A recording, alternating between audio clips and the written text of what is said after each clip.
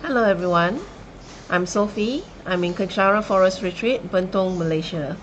And today I'll be sharing on divisive speech. The past few sharings, I have covered 3 refuge vows relating to the body, which were refrain from killing, refrain from stealing, refrain from sexual misconduct. And yesterday I shared on the first of the 4 refuge vows relating to speech, which was refrain from lying. So today I'll be sharing on divisive speech. This is the second of the 4 refuge vows. Okay. Divisive speech derives from the word divide. So divisive speech is using words that, with the intention to create a misunderstanding or to create a divide between two parties. And also known as schism or slander or putting someone else down. Using speech to separate people, who have been good with each other.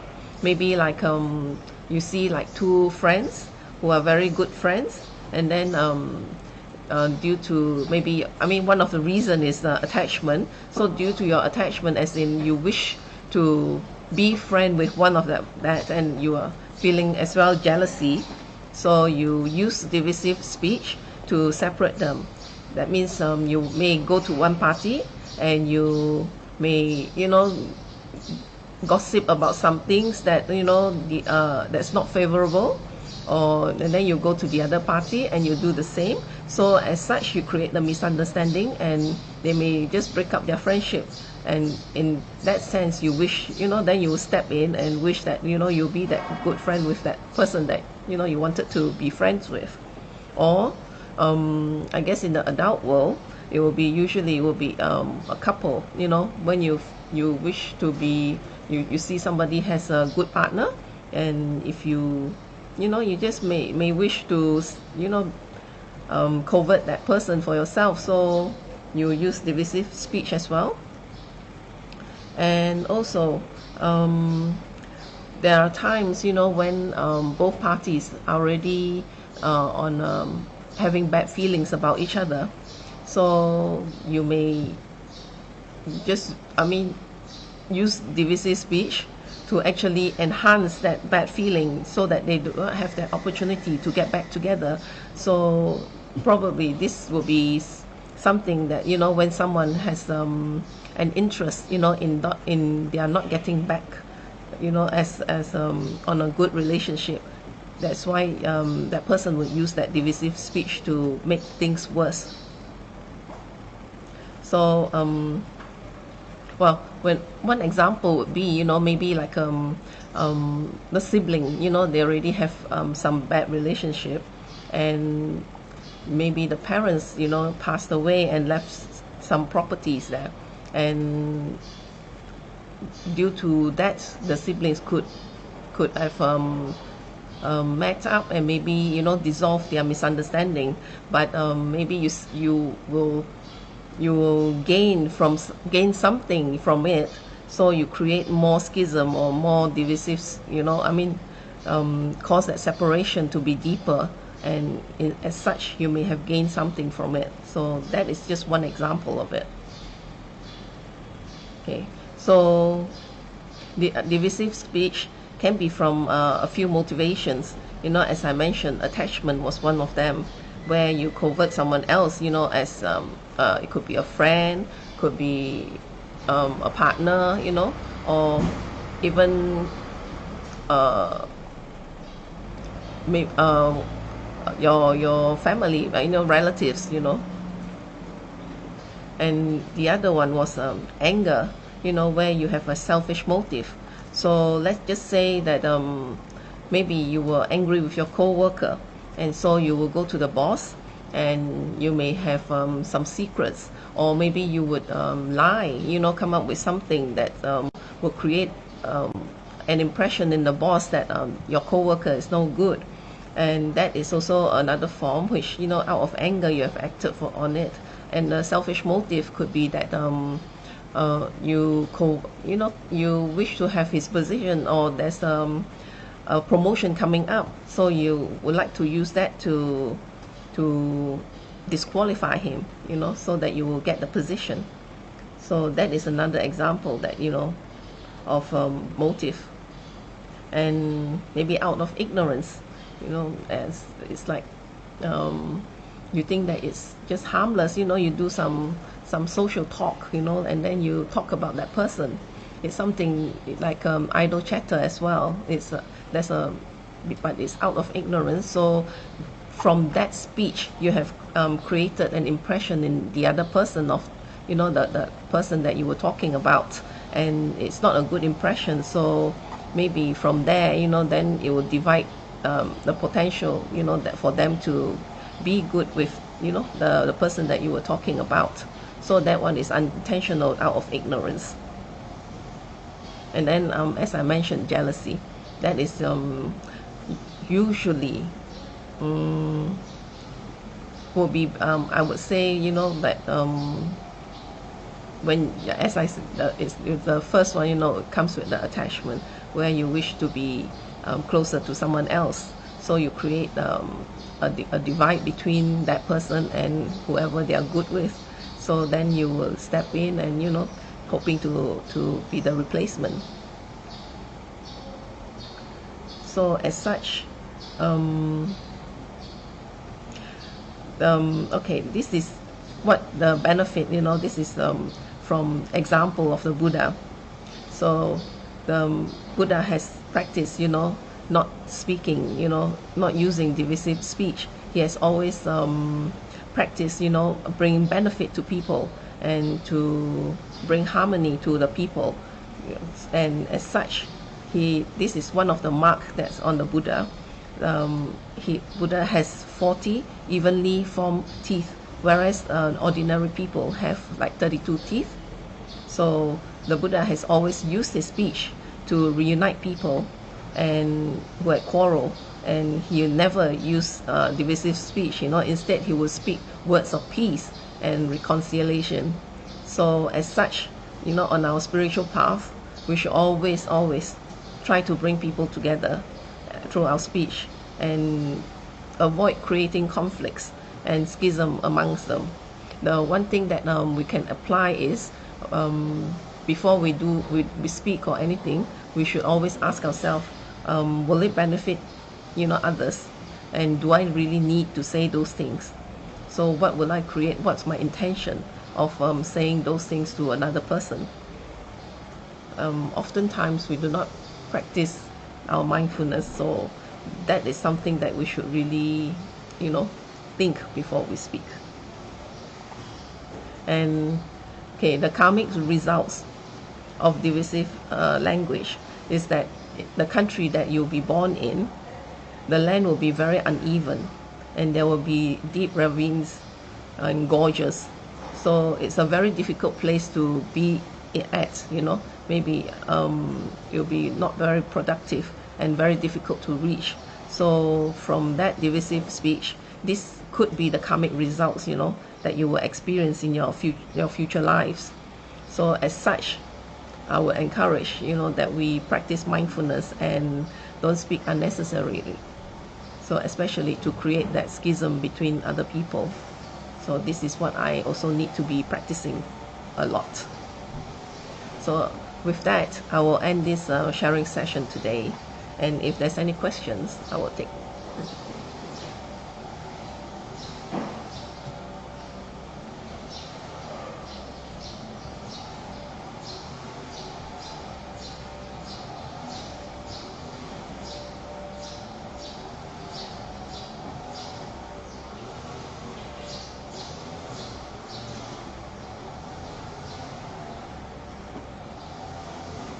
Okay, from Pastor Adeline, how does sharing this topic help me?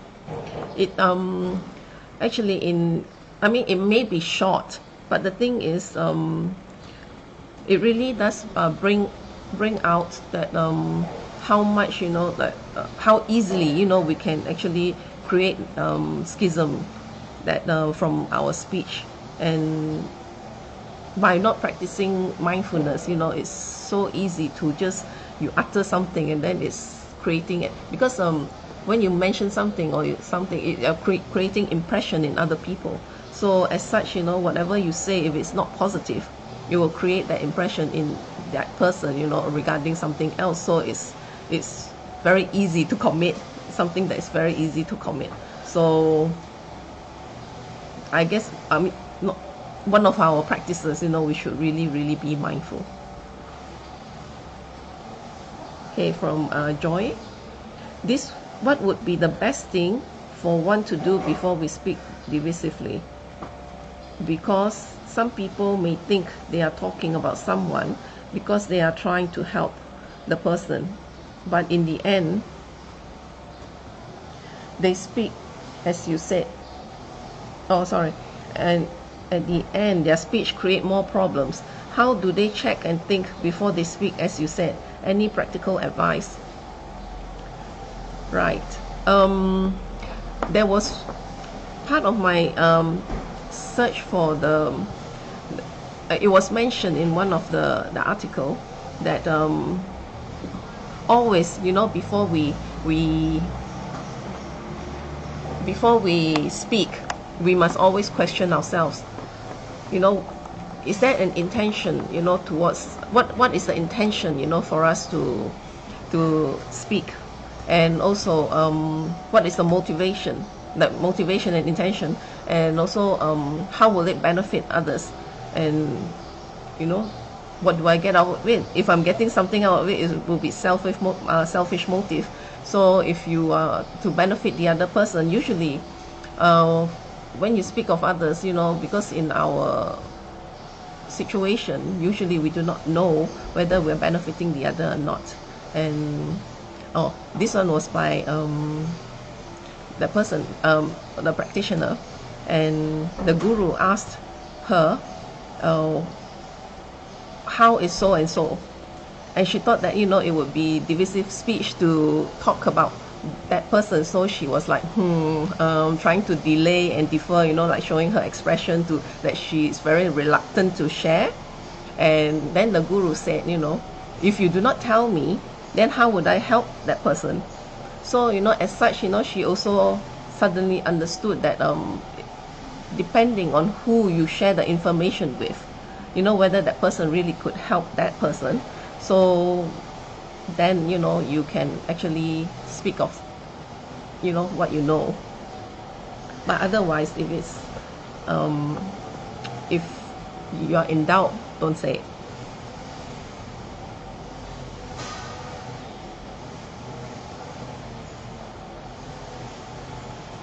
Right, from Pastor Shintan.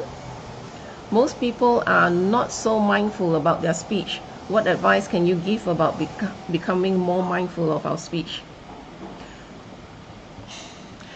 This, I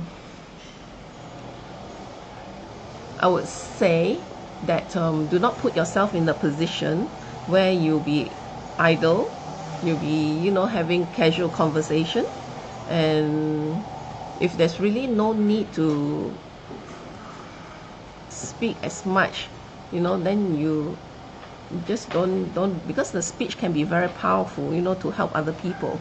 So if you were to spend a lot of time on speaking idly, or divisively, then it's not good for your practice. So use your speech for something good. And if you do have that time, why not chant some mantra? It will bring blessings, and you can dedicate it to other people. And at the same time, practice, for me, I would say practice, not speaking so much, and also to always be conscious of what comes out from your mouth. That is really something that we really need to practice, because just talk too much. And from Yi Yin Teo, what is the purpose of doing a silent retreat? Does it help to control our speech? Yes, definitely. Because when you're in silent, your mind is open, and you realize, how much time is wasted on actually just speaking nonsense, And there are oftentimes when we talk, it's not necessary. We're just making conversation. And by being in silent retreat, then you'll be more aware and you'll be more in control of your speech and your thoughts. So as such, it really does help us towards the speech.